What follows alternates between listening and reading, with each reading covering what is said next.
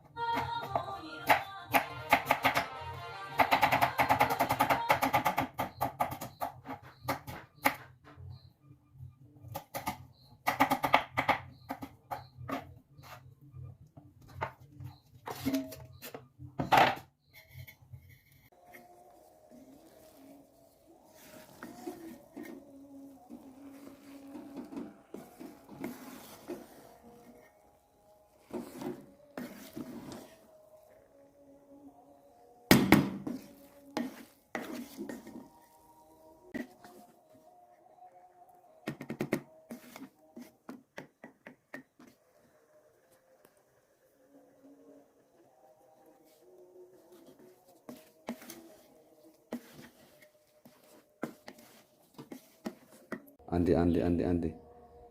Akkas gino akkas.